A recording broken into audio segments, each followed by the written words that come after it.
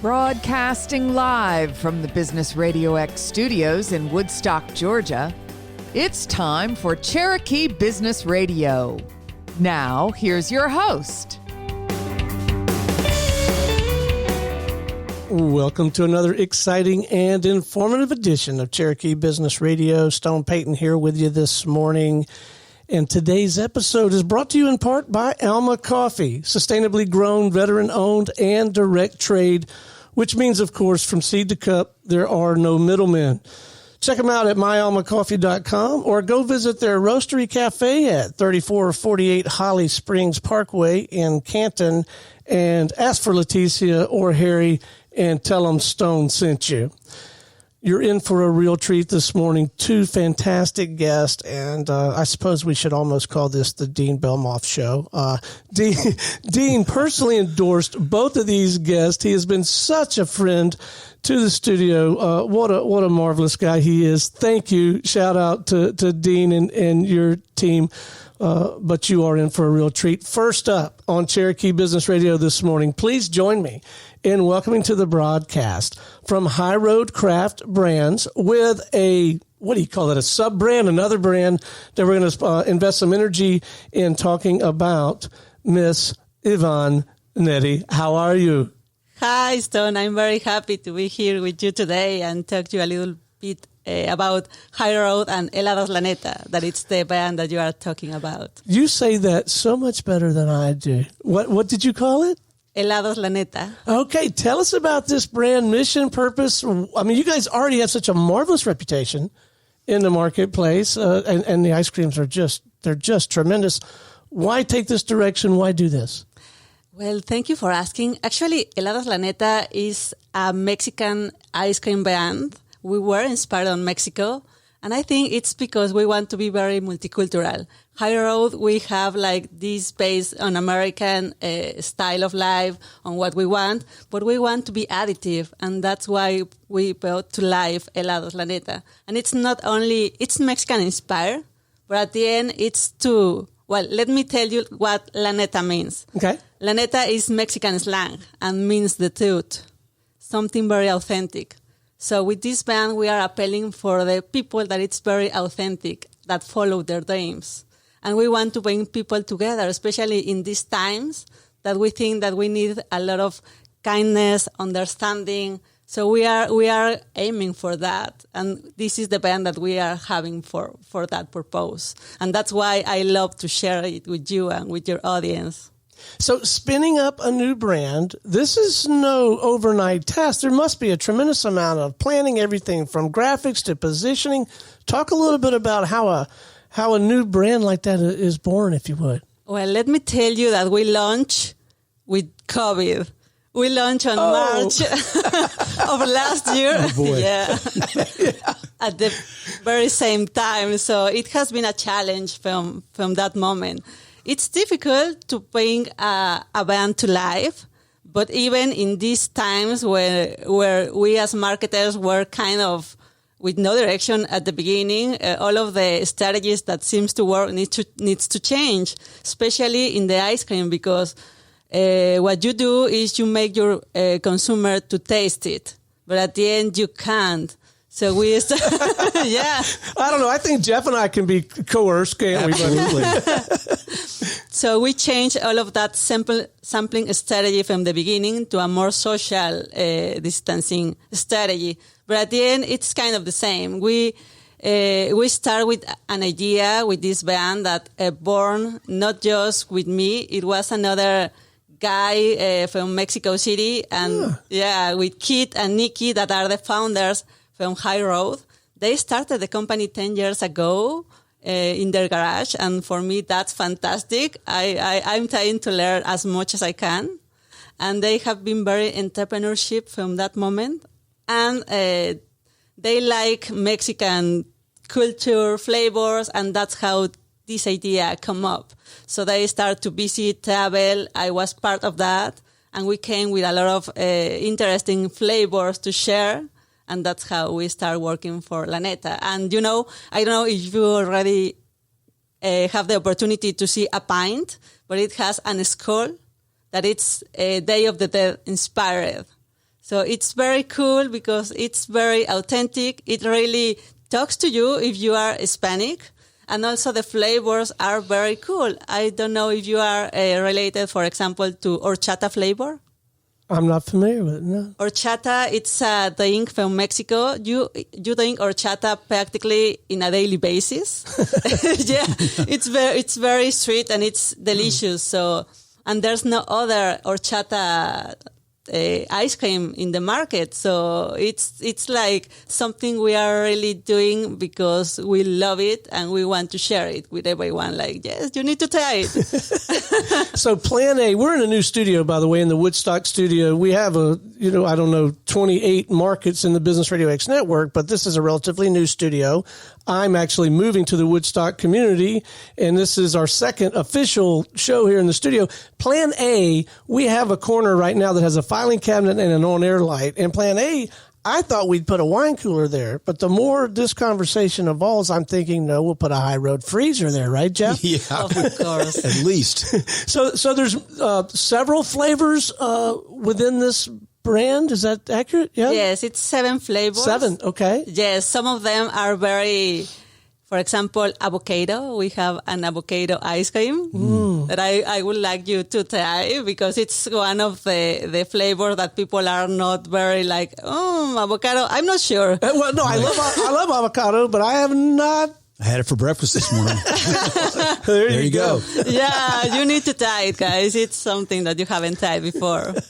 All right. So one aspect of this is providing new and different product to a demographic or multiple demographics that have not experienced it, or maybe they have and they haven't in a long time, but now we can get it in Woodstock or Atlanta or that kind of thing. But you also mentioned early in the conversation, the phrase you used was multicultural.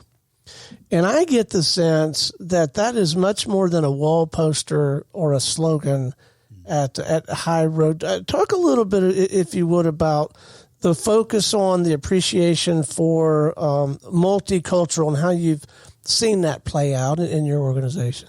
Yes, you're right. It's more like a checkbox that you need to check in a company. For us, there's 16 countries that we have working together on the plant. And we are all being courageous to share what it's our culture about. And we think that adds a lot to the business because you have really a wide vision of the world, different points of view. So at the end, all of these difference from country to country, from people to people, really make us stronger because it gives us like a very better understanding of our environment, of the people, and I think we get more conscious about this need of being together and not separate, being like reunited to build something better wherever you are. In our case, in our high road plant, but at the end, it's like when you adding more and more people and you are very brave to share and to raise your voice, you can get a lot of good stuff going. I think this country is based on that, on all of the sharing and all of the people together and building something stronger. Now, what is your backstory? How does one end up in a position of managing an entire brand like this? So this is not something you go to school for, is it? How does this work? Well, I'm from Mexico City, as you can hear from my accent. But in Mexico, I was also a marketer. I worked for more than 10 years for Mercedes-Benz buses. I've heard of them. Mercedes? I have. Yeah. Good company. Good product. Good company. An up-and-coming brand, right? I love the band. I love what I did there, and it was pretty cool. But then it's different. It's different to have that kind of band or to have a new one and that you feel it from the heart because you are kind of sharing who you are, your culture, your values. You are putting a lot on the table than with another already loved band. And it's very different to be in an entrepreneurship world than in a corporate world. So for me, it has been a lot of different challenge, but I'm very happy with those. It's like, oh, you don't have this opportunity of being, I don't know, hanging with the CEO and kind of having these discussions, positive discussions, than, for example, my opportunity to work in Mercedes. It wasn't that way. So what do you find the most rewarding? What do you enjoy the most about your work? I think it's making people happy, to enjoy what you are doing, to enjoy your vision, to enjoy your products, to give something to them that at the end maybe you open their minds a little. So, for example, for people that haven't tried anything Mexican before, that they were like, oh my God, their horchata, it's so cool. Or for someone that is from Mexico, something like, oh my God, they are something that I'm used to. They are something for me. And at the end, this sense of everyone can be together, I think if we can transmit that to the people, not only to the customer, to the people, I think we are going to be accomplishing what really makes me feel like I'm doing something for the world. Well, your energy, your enthusiasm for the work and the brand and the culture that you guys have crafted or allowed to evolve it's contagious, isn't it, Jeff? Absolutely is. Yeah. So when it comes to the day-to-day implementation, you've got, I suspect, a job to do, objectives to hit.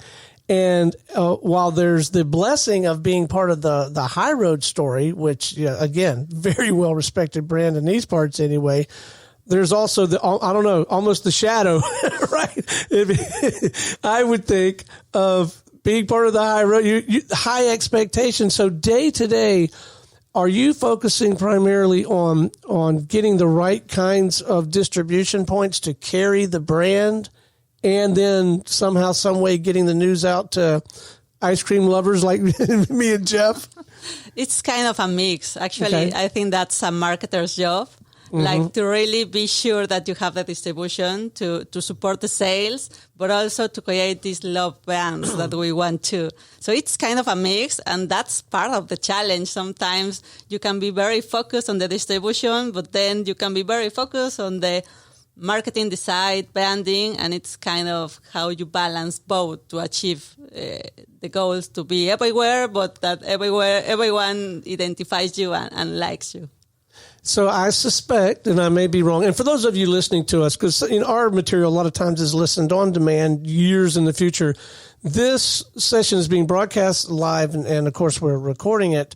We're still in the throes of COVID. We have a new president. This vaccine looks like it might be promising. People are wearing masks. Some people are not wearing masks. Some people are wearing masks. There's just a lot going on. But what I was about to say is, I suspect some of the live events that you might normally coordinate, some of that maybe has taken a bit of a backseat, and you've had to lean on other strategies. Is it social media platforms? What are some other ways that you've been able to sort of stoke the fires? You're right. You're completely right. Actually, we were having a launching party last year, but that was like the beginning of the end. So we didn't have it at the end, and we have relied on more online strategies. And as you said, we needed to be more accountable with them, more specific, more strategic. So we have been doing some targeting, some programmatics. So we have been looking for our customer on the web, on the online, and trying to impact them with this cool kind of branding and strategy. Okay, so the individual or the family living in a suburb of Atlanta, they somehow, some way, probably largely because of your efforts, they find, because she was on Business Radio X. Strike that. Yeah. Of course. Because you were on Business Radio X, things blow up. And we find horchata, we find that flavor, we find this brand. Is it one of those things that they get a little more fired up about that than they do about their regular Publix vanilla ice cream, and then maybe they join the email list, or maybe they join some sort of I don't know, subscription program or gatherings? Do they kind of get involved in the subculture of that? Of course, we want to. We would love that. They can get into our website, that it's heladoslaneta.com, and there they can subscribe to our mailing list, and we are going to send them very interesting information. We are having sometimes virtual tastings. So that's another interesting stuff. Yeah. When you have your ice cream and so on, it's talking to you about the ingredients, why they are authentic, where they come from. It's like a different experience than you just tasting the ice cream. And that's what we want too, because it's part of not just sharing it, yes, but sharing like more in a more authentic way, the way it is. Okay, so let me see if I've got my arms around this. So my wife Holly and I go to one of your, and we're going to talk a little bit about where we can get this this ice cream in. But my wife Holly and I, we get avocado. I tell her, you got to get, or cheddar, you got to get avocado. So we bring it home. But what we can do is tap into like a YouTube, a Facebook, or some kind of webinar thingy. And you or someone on your team is walking us through. My frame of reference for this, Jeff, is bourbon. So I'm trying to draw some parallels. I'm not answering that question. But because I have done that, even virtually, like poured a little bit of bourbon, my brother and I, and then we listen to these people talk about it. Right. And we pretend like we understand, but we enjoy it. Is something like that? Yes, we are on Instagram. On Instagram, we are sharing constantly how our flavors are, where they come from, or you can connect when we have an event for doing that. But if we are not having one for the moment, yes, totally, you can find a lot of information in our Instagram, Facebook, LinkedIn. Fantastic. And look, I know it's challenging right now. And again, for our listeners, where this is happening, we're neck deep in all this COVID stuff. But maybe I'm being optimistic. I think there's going to be some pent-up demand. People are going to be real anxious to go do some live face-to-face stuff at some point. So I think it will come back. Okay, let's again, I do want to get to retail. I want to make sure all of our listeners know where they can go get their hands on this, at least in the Atlanta market. But before we do, what, if anything, can the business community do to support your efforts? Is there some corporate angle on this? Is there some way, Jeff's organization or Business RadioX or, Bonnie's marketing consulting can somehow team up with you to serve? Well, actually, Business RadioX, it's like the best thing that you can do. There you go. But your check's right there. I don't know it'll clear, but there it is. Besides that, I think we can connect, and that's what we aim to. So if you have, for example, I would love to connect with Alma Coffee, and we can do something together. I don't know if you know what's an affogato. That it's like you have coffee and you put a scoop of ice cream above. So it gets delicious. And it's not so hot, but it's more a fresh beverage. But it's something new. Okay, I didn't know that had a name. I used to do that all the time. You've done it? I've absolutely done that. So here's an insider tip. I like Harry. Harry and I are buddies, but Leticia is the brains of the outfit. So connect with Leticia over there, and you guys will come up with something great. But no, that's a perfect example, right, of how two local business people can get together on it. Okay, great. And look, I am not kidding. I think a high road freezer right over there would be really cool. We'll make it happen. So, all right, let's talk retail. Where can we get our hands on High Road product, period, and particularly this brand here in the local area? Where can we get it? This particular brand, we are in the Fresh Market. Also on Nam de Moon.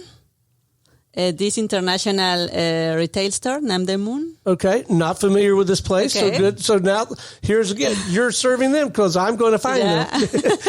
Perfect. And also we are online. We also can send the ice cream wherever you are. You ship the ice cream? Yeah. It never even occurred to me. I guess I just felt like maybe it was too perishable, but obviously there's a way to do that, huh? Of course, we can send you the 7 flavors. All right. This is in Georgia, but of course we are, for example, in Texas, in California, because we have more Hispanic population there. Right. Speaking of Hispanic, the other thing you and I decided to do was get you connected with the folks over in our Gwinnett studio. Yeah. I'm delighted to announce they have a Spanish-speaking program just getting off the ground out there, and you're going to go out and visit with them in the coming weeks, right? That's right. And I'm very happy because if I can speak English, I'm better in Spanish. So I'm going to be talking a lot there. Sorry for that. Well, you can imagine if Jeff and I were trying to do our thing here this morning in Spanish, it might be a little bit clumsy, hadn't it, Jeff? All right. Before we wrap, let's make sure that our listeners, again, know some retail places where they can go get it here locally in the Woodstock, Atlanta market. And let's make sure that they know how to get connected with you in general, whether it's the Instagram or the website or that kind of thing. Let's leave them with some points of contact. Yes. Please follow us on our Twitter, Instagram, Facebook, LinkedIn, and everything. It's Helados with H, Helados, heladoslaneta.com. And practically, if you look for Helados La Neta everywhere, we are there with that name. So please follow us. We have a lot of cool information, and you can learn a lot, and you will enjoy delicious ice cream. The real deal ice cream. The real deal ice cream. I like it. Well, thanks so much for coming and visiting with us. Hey, how about hanging out with us while we visit with our other guests? You stay with us? Yes, of course. I would love to. All right. Next up on Cherokee Business Radio this morning, we have with us from Piedmont Real Estate Group, Mr. Jeff Pittman. Good morning, sir. Good morning, Stone. Thanks so much for having me. Yes, sir. So what did you learn in that last segment, or did it just make you hungry? It just made me hungry. I can't wait to taste the horchata. I've actually had that flavor before in a dessert, and it's fabulous. You will love it. Yeah. I'll bring some for you guys. I think you've definitely recruited two major fans here. Yeah. So Piedmont Real Estate Group, mission, purpose, what are you out there trying to do for folks, Jeff? Well, we are a full-service commercial real estate company. We offer all the services that you need to acquire, own, invest in commercial real estate. So if you're a tenant or a buyer or you're a landlord or a seller, we work with all people interested in real estate, and strictly commercial real estate. There's a distinction, we think, between the two parts of real estate. A lot of people say, oh, he's in real estate. Okay, well, and they think immediately, well, I'm going to go buy a house through that person. And that's no comment about residential real estate agents. So there's some great, great people in that business. That's not what we do. What we do is deal with business property and investment property solely. And our market is really in the northern part of Atlanta, kind of north of I-20 is kind of where our sweet spot is. But having said that, we're licensed in 3 states other than Georgia. So we go to Florida, North Carolina, and Tennessee. So we really have a southeast presence because of our client base. Some people want us to travel with them, and we can literally go anywhere in the United States. We've done that. I've been to Texas and Connecticut and so on, different places representing clients before. So in your business development, does most of it come to you because you've just been at it a while and you know, Joe knows Bill and Bill knows Sue, or do you find yourself out there trying to build relationships and let people know that you've got an opportunity in Texas or an opportunity in Woodstock? It's both and. I think probably we have, kind of across the company, we've got a success history. So we have a pretty good referral base, people that have been doing business with us a long time. For instance, last week I got a call from somebody. We had a transaction with them 9 years ago. And literally I've not talked to that guy in 9 years. We had a great experience. And I'm the first guy he called, and I'm the only guy he called. So that's what we're trying to build in our brand, is that partnership with people that when they leave the transaction, they go, boy, that was really good. That worked out well. I got great advice, great result.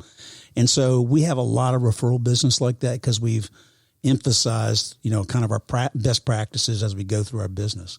Now, having said that, and I tell all my landlords and sellers and investors this, signs count. People still visually go by and they see a sign and they go, I had someone call the other day. I've seen your signs all over downtown Woodstock. I figure I need to talk to you. Great. That's what they're there for, right? So we start with that. And then, of course, the last channel is the internet. And the market is so much more focused on, and the market's way more transparent than it used to be. People have access through the internet to much more information, much more quickly. And so we have to put our best face forward in our marketing on the internet as well. So I couldn't rank those, specifically, but I would say probably the internet generates at least 50 to 60% of our leads. Really? Yeah. Wow. So I'm asking this question. I have a very personal, specific motive, but maybe it will be of some benefit for our listeners. And it's my show. I can ask what I want, right? Right, Ivonne? Feel free. Feel free. So our money guy, my wife and I, his name is Max. He's my nephew, and candidly, he's our money guy in spite of the fact that he's our nephew. This guy was meant to manage money. Right now, we're up to our eyes in thinking about residential real estate because we're trying to close on this home like a mile from the studio. And we're so excited about it. My wife has a real job and she's made some money over the years. And I think at some point especially maybe after she retires, I suspect Max is probably going to come to us and say, you might want to take X amount and let's go over here and invest in commercial real estate. I think I suspect he'll do that. I don't know. I'm going to ask him now. But does that sometimes happen? Like people, the money manager people do they come to you or you have relationships with them and sometimes that's the way it gets to you? It does, actually. And one of the things that, really one of the first things I learned in the business that you said they're not making any more land, right? So owning land is really important. And in our country, fee simple title of the land is a blessing that we have that many other countries don't. See, I have heard someone else say that, and I don't know that I didn't. I don't know that most of us in this country really realize that. Right. Well, that's absolutely the case. And you go to Europe, for instance, and in the past, 50% of the land in the country of Germany was owned by the Catholic Church. And so there's that type of thing. And then in other countries, in totalitarian countries, it's owned by the government and you just get to use it. It's more like the feudal system of the, kind of the thousands and, the Middle Ages. So we're really blessed to have that opportunity. And so that's one of the first things I learned was invest in land, meaning land and buildings, because they're not making any more of it. And so we have people, for instance, in the financial advisory space that go, you've got $500,000, $200,000, $3 million. Diversity is a good thing, right? The markets go up, they go down. Real estate is a stable investment. It's not liquid, but it's very stable. And when you buy it at the right number, it has incredible potential. And so a couple like us, we've made a little money over the years, and this is kind of our last phase thing that we're doing is moving to Woodstock. And I have these visions of hopping in the golf cart and coming down here a couple days a week. And I'm jealous. And the open container community thing that doesn't bother me at all either. So I'm very excited about moving out here. But I can see us having that conversation with Max. So there are some Maxes in your world that you trust, you've built relationships with. But what I'm picking up from what you're describing there, I don't have to be Warren Buffett to invest in commercial real estate. Just a regular guy or a couple that's put away a little bit of money and wants to diversify, right? Right. Almost everyone can. You have to find a scale investment that fits your investment, right? So you've got, or your equity. So if you want to buy an office condo, for instance, it's got a 3 or 5 year lease. And so that'll flow cash for 3 to 5 years safely, typically. And you get an 8 to 10 or 11% return and depreciation on top of that. So the yield is north of that even. And so that's not buying Tesla and making 80% in 2 months, but it's very stable. And the typical price profiles that stays like the market or exceeds the market. So, and that's approachable. I mean, you can spend $150,000 for something like that, and you don't need $150,000. You can borrow on it as an investor, and it's a great way to diversify kind of your overall portfolio. So now your day-to-day work, when you're not starring on, the most popular business radio platform on the planet, when you're not doing radio, so you're out seeking out properties, you're out talking to potential investors, maybe you're talking to your group of Maxes. Are those the balls you're juggling every day? Sure. We do all that. We're speaking and connecting with people that are in contacts. We have social circles that we're involved in, business circles that we're involved in, business organizations, Rotary and other things like that, where we have like-minded people that are in our neighborhoods and in our communities. So we interact with those people. And then we're staying in touch with guys that are gatekeepers for money, bankers, other investment groups, kind of just being visible to them. I've had the good fortune in this last 3 months to have a referral from one of the leading banks in Cherokee County for, 2 pieces of business that are great pieces of business, simply because 8 or 9 years ago we did some business with them, and apparently we did a good job. Job. So we just stay in touch. And last week I called him to give him an update and say, hey, blank, just want to let you know where we were with the client. And he said, great news, glad to hear. And so we're having those type of dialogue with people all the time to make sure we're taking good care of our clients. Nothing sells like good work, right? That's right. That's like the best sales. I've been in and around sales training my whole life. Nothing sells like doing good work. That's right. And I think one of the distinctives that if I was going to offer to your audience, the thing that we push to the top of the hill for the company and everybody that's is that the life cycle for a commercial real estate transaction can be fairly short or it can be very, very long. Depending on the type of transaction it is. So a stabilized rented property that has tenants, it's a function of simply agreeing on a price, doing an inspection, getting your financing and closing. Might be a 60-day cycle. Other cycles where you're buying land and going through a rezoning or an entitlement process, it could be a year or longer. And so what we lead with is we say, we're here for the long term because we want to approach you and approach this transaction really as a consultant partner, not as a transaction broker. And there's nothing wrong with getting paid, and we know we want to get paid, but you can't ever put that at the forefront of what you're thinking about. So as you say to your client, what you need is good advice and good knowledge, and we can provide the gap between where you are and where you need to be. We'll walk right along with you, and we'll get you to where you need to be. But it may take a while, but we're not going anywhere.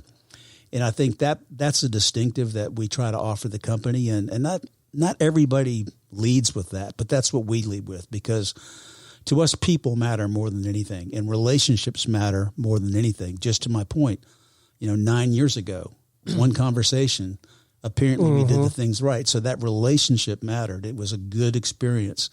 And we hung in there. That was a difficult deal, by the way. We were talking about it as I met with him last week. And he reminded me of some of the things in the contract process that were extremely difficult. And I said, I'd forgotten completely about that. That was harder than we thought, wouldn't it? So anyway, to kind of recap on that, it's a function of offering that perspective to people and being approachable and being their partners. And we think that's real value in that. Well, I'm glad you brought that up, because to be perfectly candid with you, and maybe it's just a product of my lack of experience in the arena, but I would have characterized your business as more transactional. And it's not, your business is every bit as rooted in relationship as Yvonne's or mine, isn't it? Well, it really is. If not more so. Yeah. Even more, I guess, because it's more one-to-one contact with everybody, and you making people feel secure about what you are advising. So I'm with you. Yeah, it's the gap, things that you don't know, and those things we do know, and providing that information that really protects you as you make an investment, because people invest in commercial real estate either for your account, your personal account, right? That's important, right? Most people's single biggest investment is their home. Then you make a second single investment like this in an office building or an office condo or a medical office building or whatever it is. It's probably a big investment. So you want to make sure that you're armed with good information and a good process, because without that, it can turn sideways pretty quick. Well, and the trust that is just an absolute prerequisite, the trust that you must have to cultivate for me to be willing for you to be my guy, right? Well, yeah, and that's my money. Or in my case, that's Holly's money. And she doesn't want to lose it. Right. Well, no, I think that's a great perspective. And, that's what we do seek to build, is that trust. And it's on our website. It's our kind of our philosophy. You know, the Bible says a good name is to be chosen rather than great riches. And you can destroy your name in 15 seconds, you know, everything that you work for years. And so we're constantly thinking about that. How do we keep that trust level and that consistency in front of our clients, and that they know it's real, and they know we're going to do the very best we can. I mean, we're not foolproof, right? What do they say on the radio, that LifeLock won't protect everything, right? So right. we're sort of like that. But anyway, we're doing the very best we can all the time to make sure that we deserve that trust.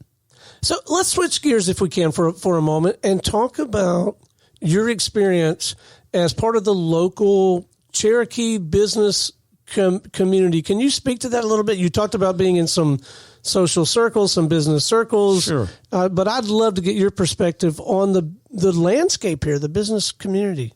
Yeah, it's really interesting how I actually became involved or interested in Woodstock as a result of a voluntary job transition. I wanted to move out of an area that I was in and kind of start my own deal, right? So that was back in 2004.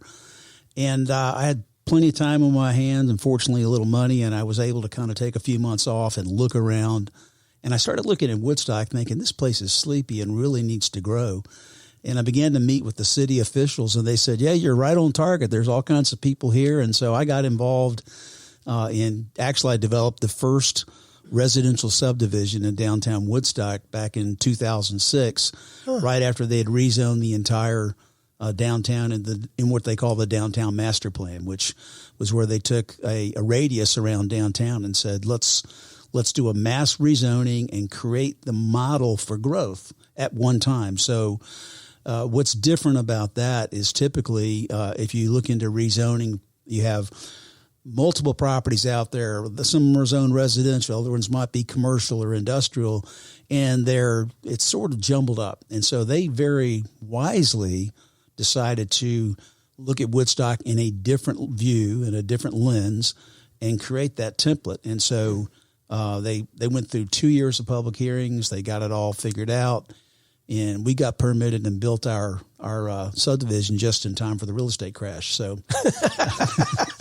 I laugh about that now. It's kind of like, we had a great start. We had 6 projects going on, and people throwing money at us and saying, go do this, go do that. And my previous training in the institutional real estate business, some of my spidey sense sort of went off, and I'm like, I'm getting a little worried. And sure enough, we had a significant downturn.